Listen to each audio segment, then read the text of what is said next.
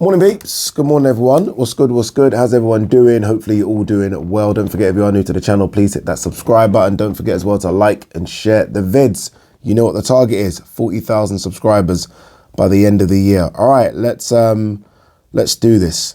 There's a couple of fights last night. I haven't watched those. David Benavidez beats down David Lemieux, stops him in 3. Okay, you know what? We'll do sort of a recap of all the weekend's other stuff tomorrow.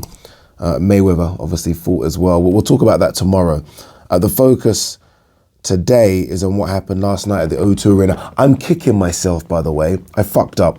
I should have, like when I spoke to Eddie, Craig and Buatsi in particular in the ring, I should have said, what about Anthony Yarde next? I should have said it. And I don't know why I didn't. Fuck's sake. Like as soon as I left the ring, I was like, I should have said Anthony Yarde.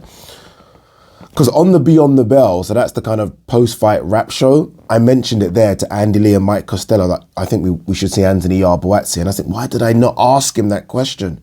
Because that's the fight. That's the fight. Look, Bivol's tied up. Bertabiev Smith, is he ready for that, Buatsi? Smith hits hard. Bertabiev, we know, I think is the best light heavyweight in the world. I don't know if he's ready for that.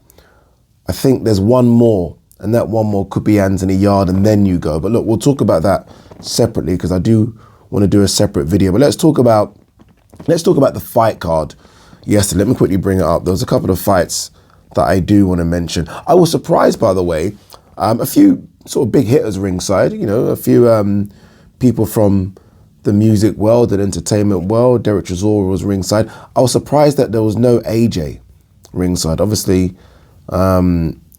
Buatsi is part of 258 Management. That's AJ's management company. I thought AJ might be ringside.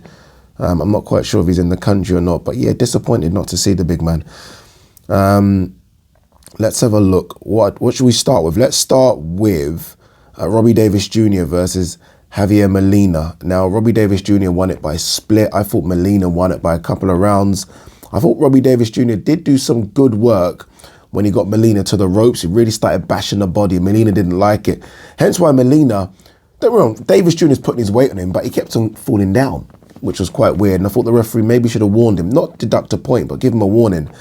But regardless of that, I thought Molina was the cleaner work, the better work. He hurt Robbie Davies Jr. a couple of times as well. I mean, he nearly got him out of there at one stage. Just that, you know, credit to Robbie Davies Jr.'s fitness and chin.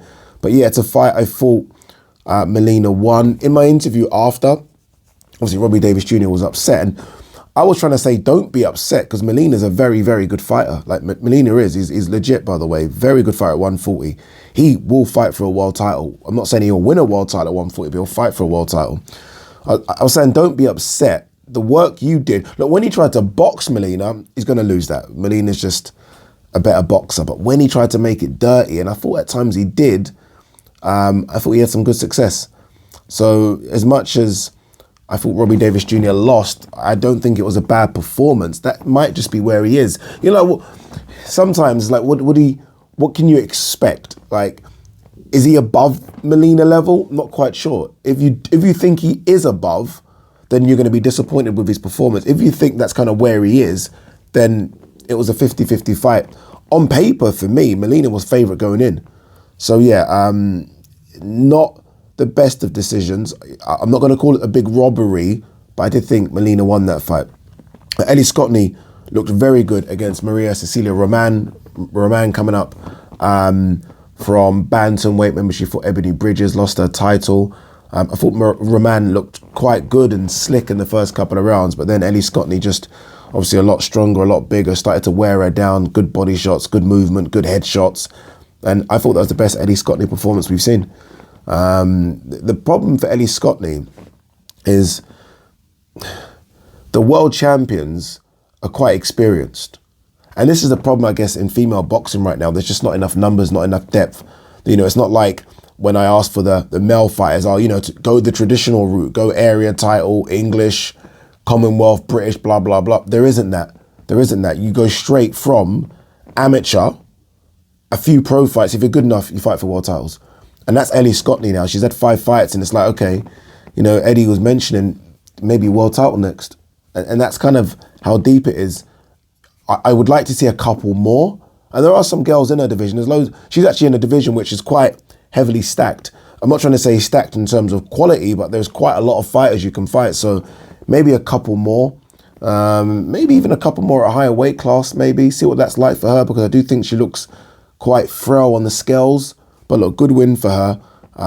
We'll see what next. She wants Ebony Bridges. I don't think Ebony Bridges is going to go up. Ellie Scotney certainly can't come down to 118.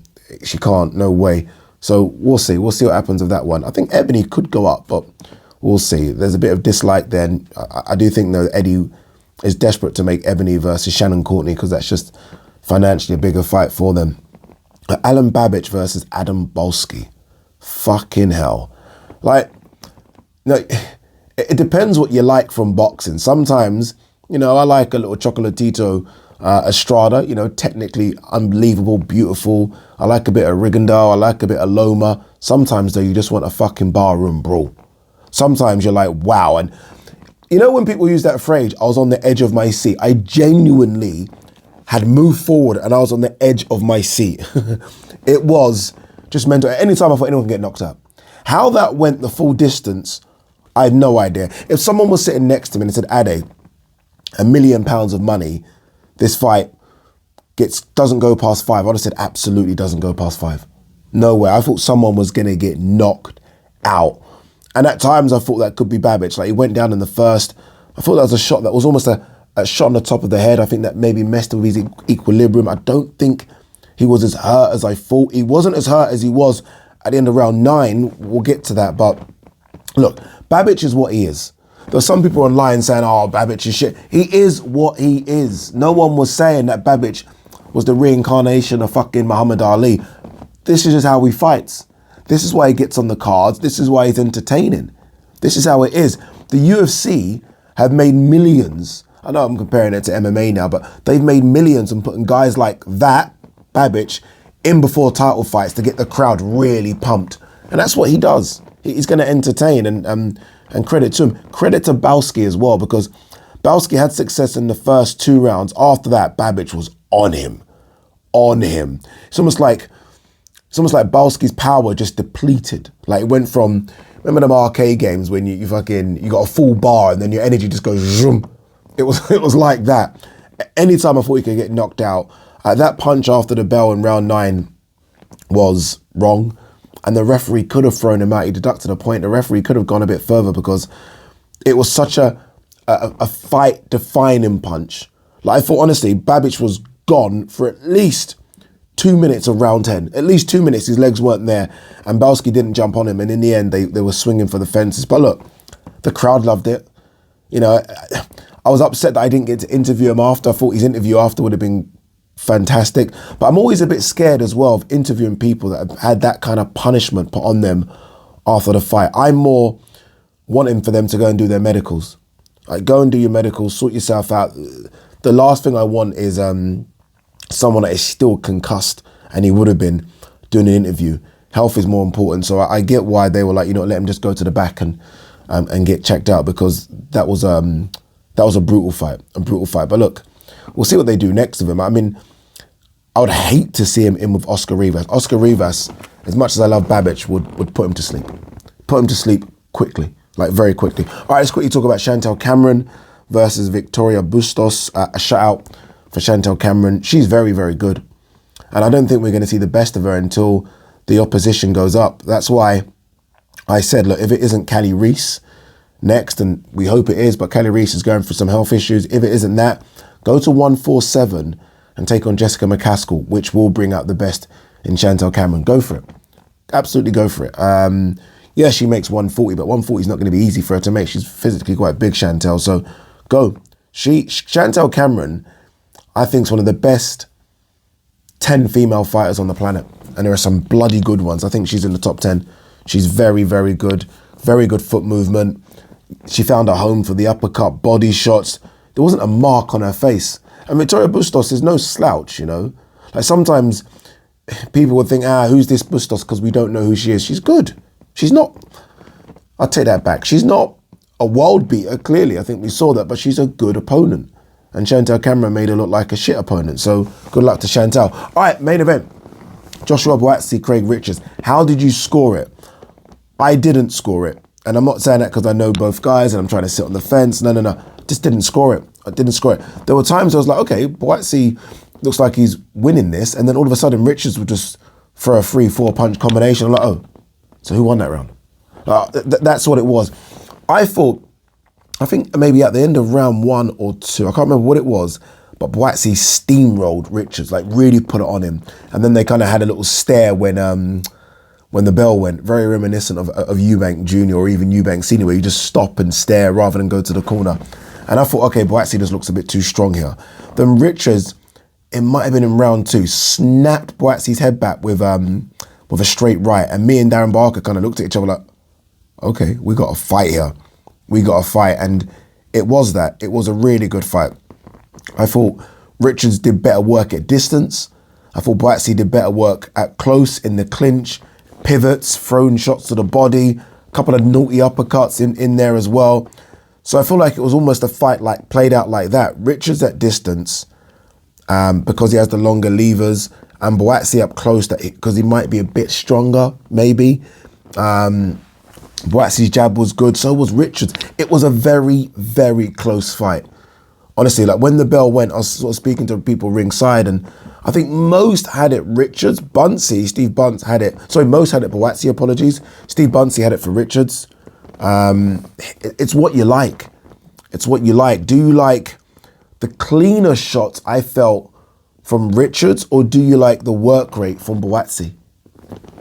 I don't know. What I will say is that I did think, and I hope, look, Buatsi, don't get upset with me saying this, but it's true. I did think Buatsi's gas tank ran empty after round 11, looked really, really tired. And even throughout the fight, he did like these little 2-minute burst and then a minute breather. 2-minute burst and a minute breather. It's almost like it's something they'd worked on in camp. Win the round, then circle and take the round off. Win the round, circle and take the round off.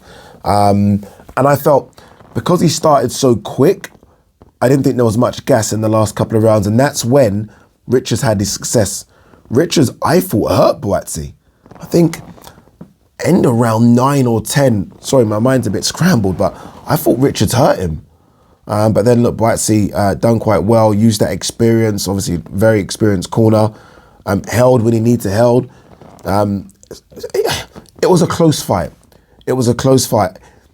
Just watching it live, just without scoring, I remember thinking, okay, Buatsi's won this.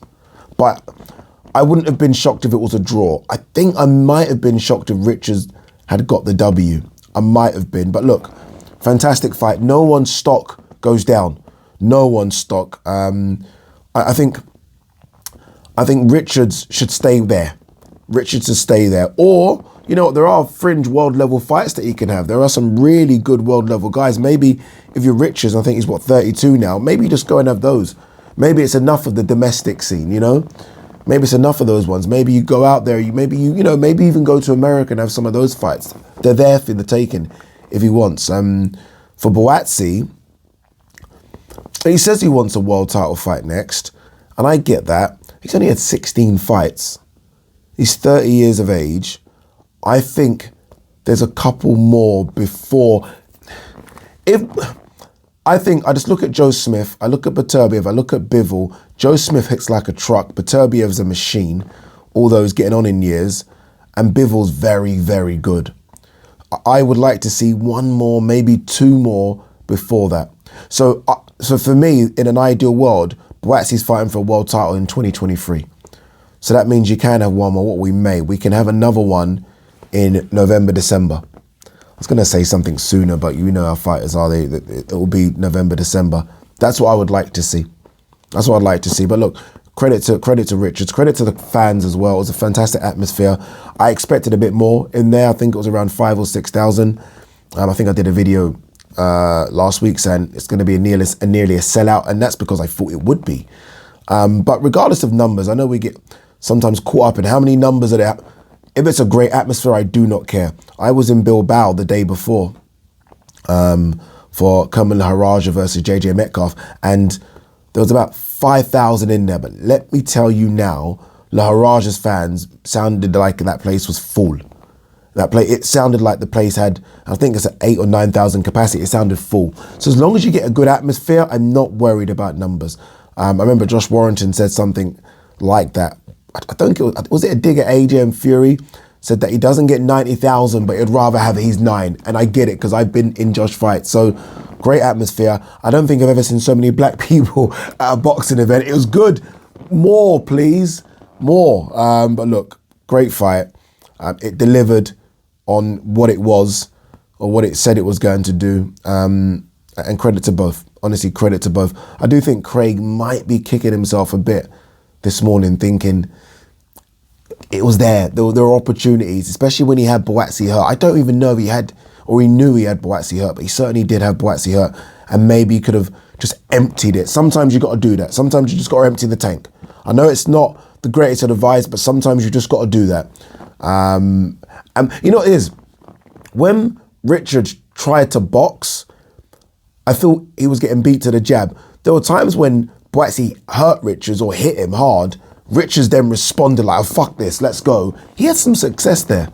So when he let his hands go more, he has some success. So he might think, I should let my hands go a bit more when he watches it. But look, credit to both. Fantastic fight. Wouldn't mind seeing it again. Really wouldn't. Guys, what do you think? Right man won? What next for both? I'm going to do a video straight after this about Yard Buatsi, but what next for both? For me, Buatsi Yard. Richards Dan Aziz. Richards Callum Smith. Callum Johnson. I mean, there are names out there. Or do you, if you are Richards, do you just go to America and mix it there? I don't know. Peace and love.